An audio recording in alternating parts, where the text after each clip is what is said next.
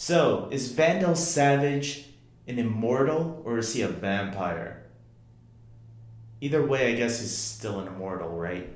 Hey everybody, this is David, and today I'm going to be talking about Legends of Tomorrow, Season 1, Episode 3, Blood Ties. And this was another good episode. I really enjoyed it, and as usual, I want to talk about some of the details, what I really liked about it, what kind of annoyed me, whatever, all that stuff. So, getting right into it. First, we have Ray Palmer and Dr. Stein working together, and they're trying to find a way to cure Kendra, because Kendra is still injured very badly from the last episode after Vandal Savage stabbed her, if I remember correctly. Ray has to shrink and go inside her and destroy the fragments from, I believe it was the knife. So yeah, Ray goes inside her and he starts destroying some of the fragments, but he feels like the suit might not be able to contain itself. So he comes out, not destroying all of them, and Dr. Stein starts having this little back and forth with him. And what I really liked was the interaction between these two. I really had fun, and it was interesting to me that Ray brought up the conversation again about, hey, you still don't remember me, don't you? From a long time ago, Ray. I used to be your student. And Dr. Stein heavily emphasizes, no, I don't remember you. I'm sorry. It got me thinking, what if eventually they go to a time period where we see Ray as Stein's student? That could be interesting, and I could see something like that happening. And I wouldn't mind it. It would be pretty cool to finally see that moment and then have Ray rub it and see, I was your student. And I go for it. So I really like the interaction with these two characters. I mean, they are the two doctors of the group, and the scientists, right? So it makes sense that these two would have a really cool, nice little bond going on. If you really think about it, it's kind of like the Hulk, Bruce Banner, and Tony Stark on the Avengers. It's kind of a little bit like that. It's a relationship that I'm already enjoying. I also want to mention the little reference that Ray makes to Titanic to Dr. Stein.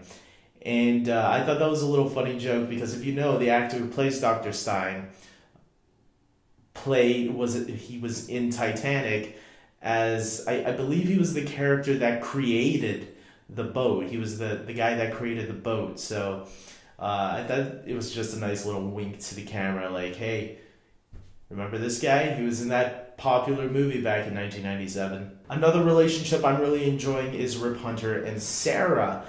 These two go on a little quest together because they come up with an idea to go into a bank and get Vandal Savage's savings, right? And when they get there, though, they're in a little bit of trouble because they find out the people there are actually, like, I guess, assassins, and they start kicking ass together, and I really like the chemistry between these two. I'm already shipping them, Sara and Rip Hunter. I know Rip Hunter's married and he's trying to get, his wife and kid back, but I'm shipping Sara and Rip. That's it. I don't care. I mean, they can be together for a little bit until everything goes back to normal, can't they? I don't know. But it's something that I think would be fun to see. Sara later finds out that Rip had actually gone back to ancient Egypt and tried to kill Vandal Savage back then. So ancient Egypt, we saw that in the Flash and Arrow crossover. We saw a little bit of that. And now we learn a little bit more that Rip was back there too, and I thought that was really cool. Someone also pointed out to me, though, that Rip is going to be one of those Oliver and Barry, where they're gonna have a lot of guilt and weight and be a little bit mopey once in a while. He seems like he's going to be that type of character, and that's fine. I don't mind it as long as he's not too mopey, because we've seen that Rip also has a little bit of a sarcastic side. So I hope he doesn't drag down the show too much, and because I like Rip Hunter, I think he's I think he's a cool character so far. I just don't want him to be the blaming himself in every episode. which so far, seems like that's what he's doing. So hold back on that a little bit. Let Rip have a little fun, and maybe once in a while, okay, let him blame himself for whatever. But not too much of that, please, guys. Rip and Sara also find out that Vandal Savage has Hawkman's body and that he's going to do some ritual to it. And so that's where the Legends of Tomorrow have to go and get Hawkman's body back and give it a proper burial. So Vandal Savage doesn't do whatever he's planning to do with it, which happens to be drinking Hawkman's blood. There's a little bit more to that probably, but I just saw drinking blood and I was like disgusted. We also got a third subplot going on here, and it's with Captain Cold and Heatwave and Jax, I guess, too, Jefferson. And they just, Cold and Heatwave want to go rob a museum because there's some emerald they want to steal. An emerald that I want to mention that looks like kryptonite. In my opinion, that's what it looked like. When I saw that trailer for the first time, that's what I thought it was going to be. I'm like thinking, this is their way of integrating Superman and Supergirl into this universe. And I was completely wrong. It was just some emerald.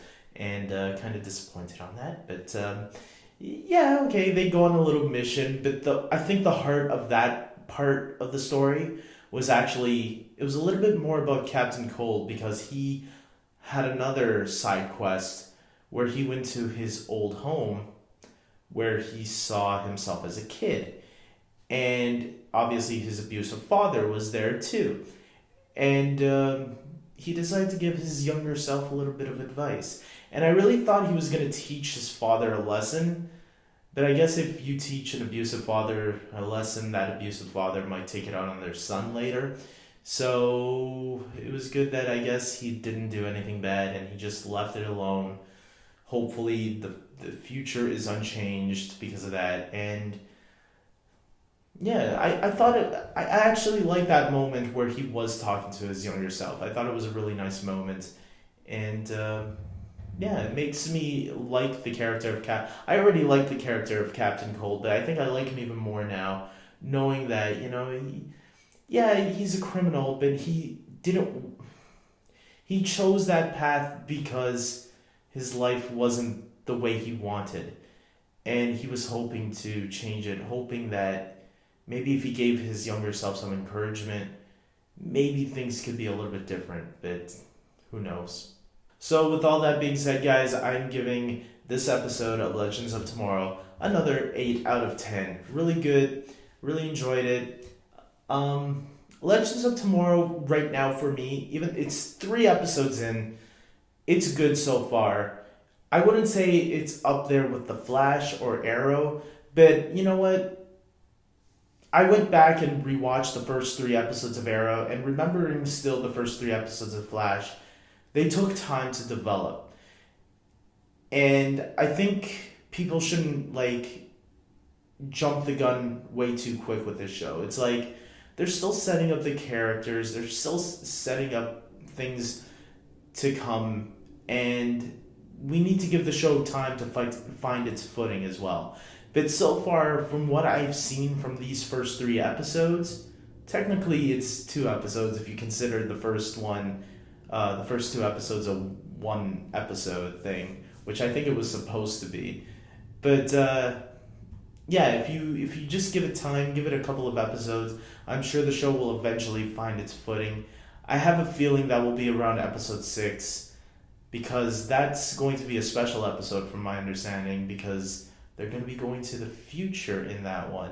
And I'm really looking forward to it. So I'm really looking forward to this entire series. And like I said, I'm not bashing it. I'm enjoying it. People need to... But I just seen some people jump the gun already, kind of comparing it to Arrow and Flash, saying it's not as good. But it's like, Arrow and Flash are already past their freshman seasons. Give this season time to develop. Remember, Arrow and the Flash took their time. Give this one time. We're still in the 3rd episode. I think it's good. And hopefully you guys will join me next time when I talk about episode 4. I didn't see a trailer yet. Maybe I shouldn't because CW tends to like spoil too much. So until next time, take care.